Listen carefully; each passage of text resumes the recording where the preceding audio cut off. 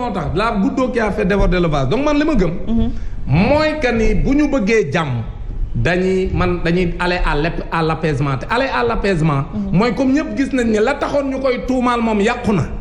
loolu moom wax nañ ko fi waxati ko. Sénégalais yëpp parce que la justice est rendue au nom du peuple. et puisque la justice amatul laam-laamee. Sénégalais yëpp d'accord nañ ni. jiiñ viol bi ñu jiiñoon Ousmane Sonko amul moo tax ñuy wut beneen pexe ba tey sax may dégg ñu naan lever deuxième immunité parlementaire loolu buñ ci duggee. mooy ñoom bëgg nañoo dugal suñu réew mi ci musiba. kon man li ma jàpp mooy après le discours d'apaisement ma doon xaar mooy ñu ni léegi président Ousmane Sonko comme lañ ko doon toppee dara amu ci te ñun ñoo ko tooñ.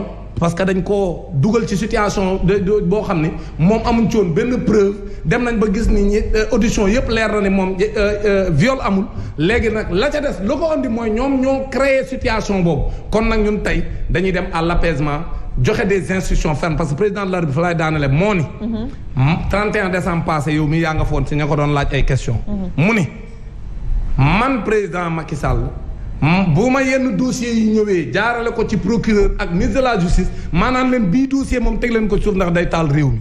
dossier bu taalee nii mosu fee am Sénégal. kon na boole bii dossier ci yooyu muy wax ne nañ ko teg ci suuf loolu mooy indi dal bu ko defee mu ni ministre de la justice neel procureur miy toppaate na dakkal toppaate bi ñu xool ay pexe. yeneen waaye comme xam nañ ne viol bi moom bu doon mooy procès bi viol kese la moom am benn problème ñoom ñaar bu ñu demee dina leer nañ ñu bàyyi moo tax juge bi bàyyi dossier bi xam na ni lim bàyyi c'est vrai que nit ñi nee nañ dafa dem ba ragal mais du ragal kese c'est que le dossier est vide y a rien qui montre que dañu violé Adji Sarr loolu mooy dëgg léegi nag bu ko defee ci dal ñu dakkal procédure bi bàyyi Ousmane Sonko mu ñibbi këram ñu libéré Assane Diouf libéré Clédor Sène libéré Guy Marius Sagna mi nga xam ne ñu ngi koy bund xataal di ko jaay doole ci biir prison bi bu ko defee loolu lépp dana mën a andi dal bu ko defee ñu delluwaat ci jàmm loolu laa gëm mooy solution. Omar Faye justement mu ngi rappeler discours au président de la République 31 décembre bi muy waxu justice ne que peut-être suñu yëkkatee benn dossier mu tàng dañ ciy teg ñoom seen loxo alors tey suñu defaatee la même chose président la parce que bi mu waxee ñu bëri dañ ko ŋàññ ci wax boobu tey suñu demaatee def la même chose ana séparation des pouvoirs alors dans tout ça. waaw c'est-à-dire que Macky moo rëy kooku yàgg nañ ko wax fii nen Macky Sall mënu dellu ginnaaw amul auteur boobu. c'est-à-dire pour moom lu matt day dagg. pour moom bu delloo ginnaaw signe de faiblesse la même devant le peuple loolu li ko sonal loolu si la bokk. Pape Matar. mais yow Oumar li nga sol nii. en manifestation nga jëm moom. non ba Pape Matar bu ma dugal. dama lay laaj rek Pape Matar moom léegi daal waaw nee na Pape Matar moom. question la dama lay laaj da nga dem manifestation. waaw damay attaqué rek mais Pape Matar. yow xaaral foo ma ñëw yow sa yër bi pënd na. non yow non dafa nekk yow dafa am fu ma lay xaare parce que dama xam ne comme pour 2024 dañ jëm dafa am lu ma njëriñ na yaa sa waay xam naa da ngeen di préparer wu à exercer le pouvoir mais que yéen après ak yéen. parce que yow tu es bien nuppé ba daam mi ngi sol cravate bu rafet yow yaa ngi sol cravate bu rafet. sama xel ñaaw na daal sama xel ñaaw na nee na après loolu daal il faut ñu waxtaan si mën a yow. ñu xool benn yenn disposition la si jël. c'est-à-dire Macky moo rëy te président du rëy. président situation bu amee da ngay mën a dellu ginnaaw xoolaat sa xool ki ngay teg sa tànk bu Ablaye Wade rëyoon du nekk président le 23 juin xam nga la moo ko déclenché carrément tous les leaders y compris Macky Sall n'étaient pas là-bas. Dame li ma am na wala amul. c'est vrai. il a fallu que les gens quittent. Macky musul fekk manifestation bu am la. il a fallu que les gens quittent Seydou Nourou Tall fa Sonko war a jaar la ñu jaar étudiants yi génn ñu jaar foofu génnee ji Sandaga ñëw taxaw place de l'Obélisque fële Assemblée nationale am na wala amul. ça c'est des faits qui existaient fii pendant que Wade était au pouvoir nen pendant que Wade était au pouvoir 3 meetings ont été organisés le même jour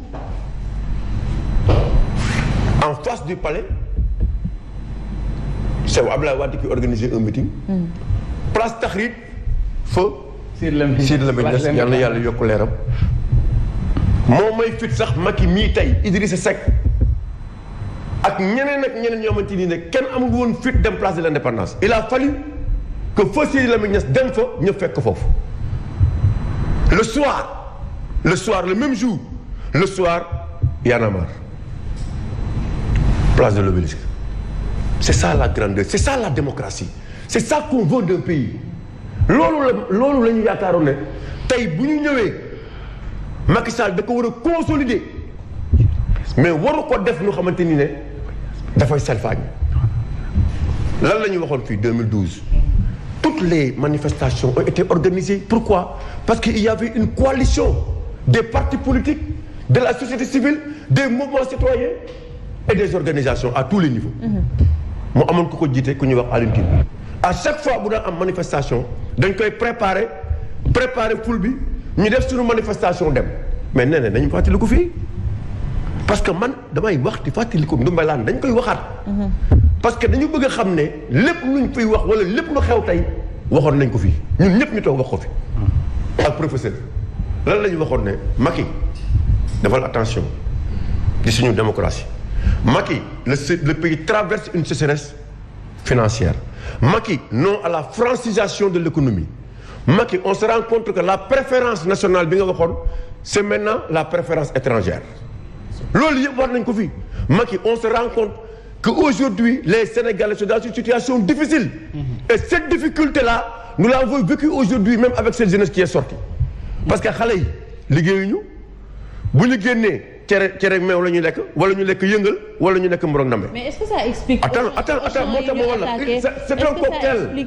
Maintenant la total yi ñu attaqué ak yeneen ak yeneen. non attends c'est-à-dire moo tax ma la cocktail boobu tey cocktail boobu yëpp nga xamante ni moom la gars yi dund mooy indi situation bi mais xam nga situation bi ma wax la benn affaire il y a aucun leader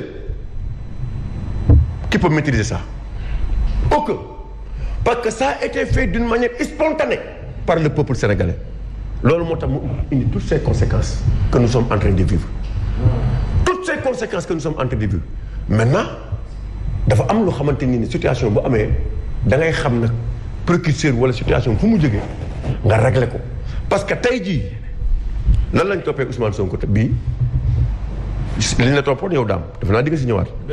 mooy trouble à l'ordre public. kon lañu bàyyi daam. waaw loolu la wax c'est-à-dire waxaguñu si lële sax waaw xam nga bële waxuñu si.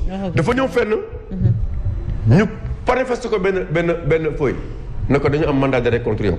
mu wàcc oto dugg ci benn oto ñu dem ñu ne ko lu ñu la toppee muy trouble à l'ordre public.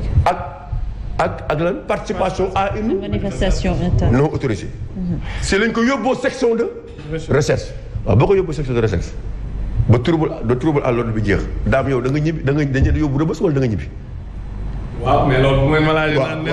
daam de muus zone la génn après yow di ñu si indi.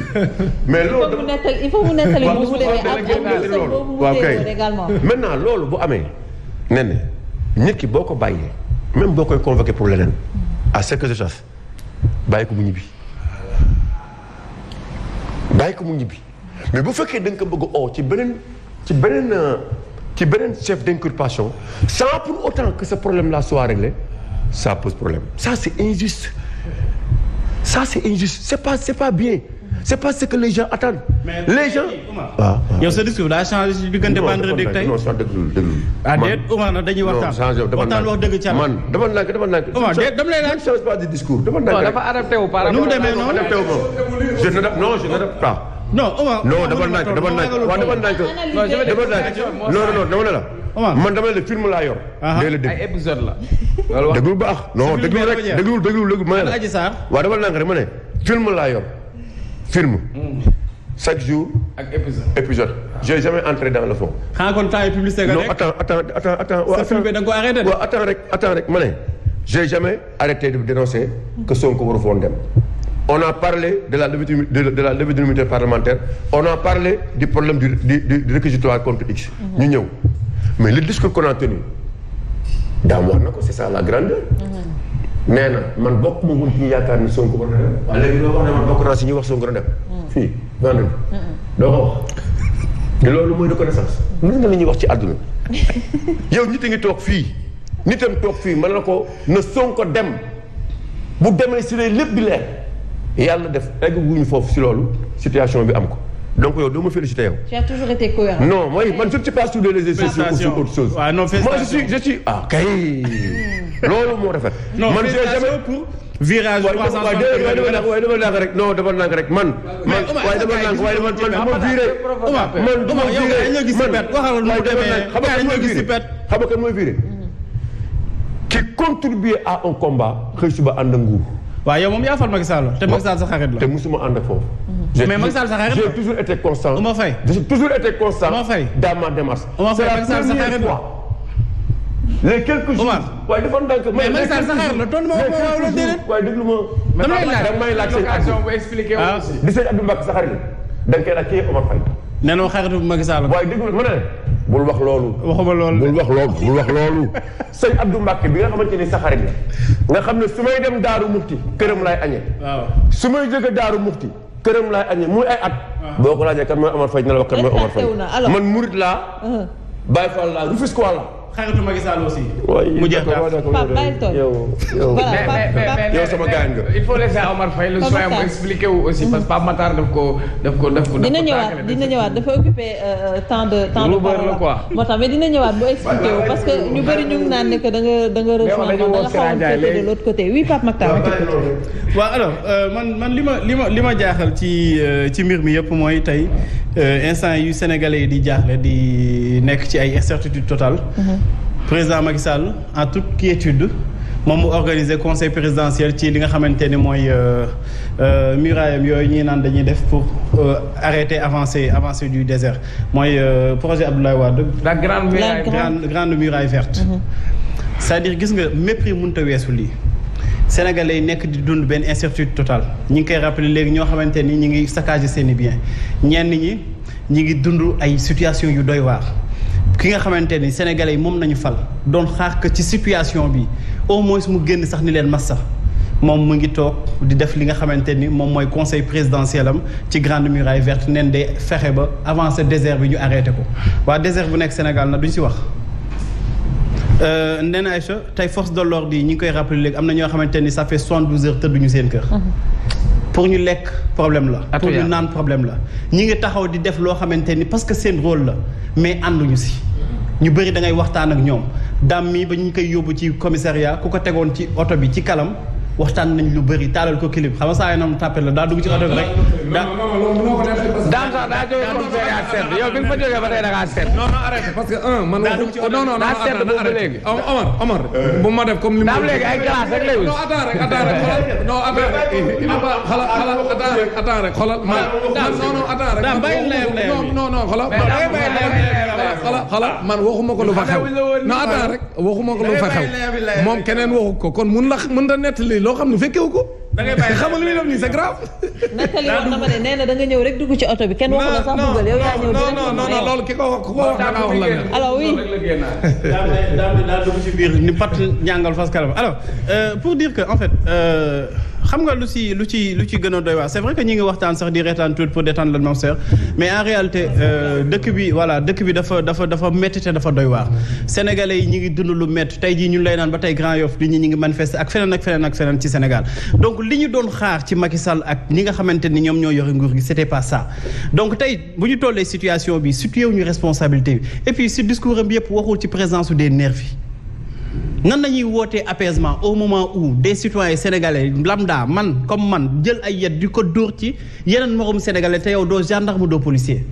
mais appeler à l'apaisement mënul woon ñàkk. waaw d'accord mais xam nga au-delà de l'appel c'est-à-dire nit ñi lu ñuy xaar du ay wax ay jëf nañuy xaar.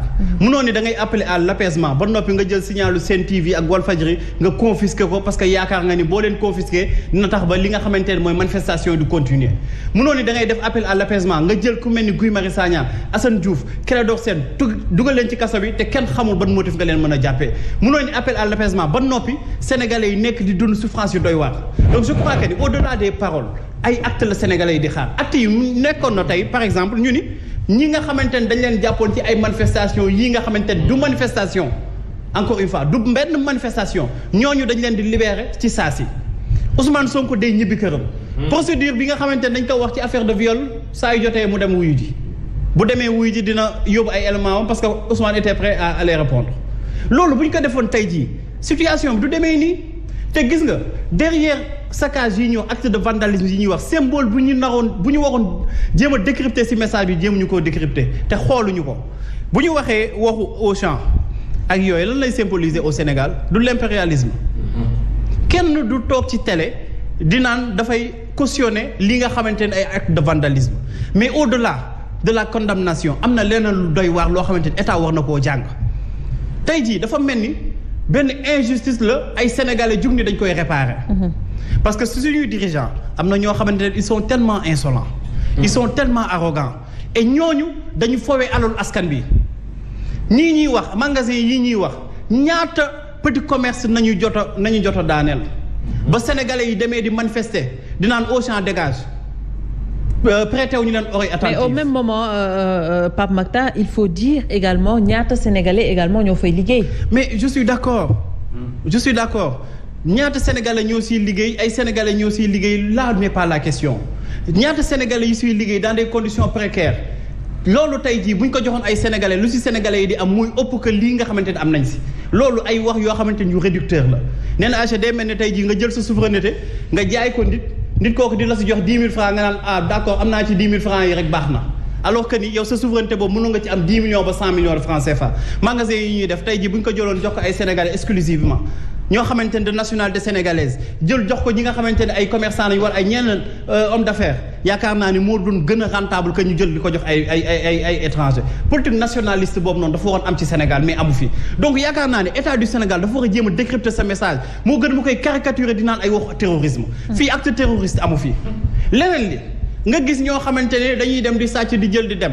ñenn ñi sax fo nañ koy defee parce que dañuy jël di fo seen bopp di naan lii ñu ngi koy naan ak lii ñu ngi koy jël. te foofu sax sooy décrypter le message lan lañ doon jël exactement da ngeen di gis ñu jël ay saaku ceeb ay diwlin plein d'autres choses pâte dentifrice yi peut-être ak yeneen ñu bàyyi ko fa. xam nga loolooy lan loolooy nit ñi dañoo xiif. dañoo sonn te nit ñi amuñu yaakaar ci leneen.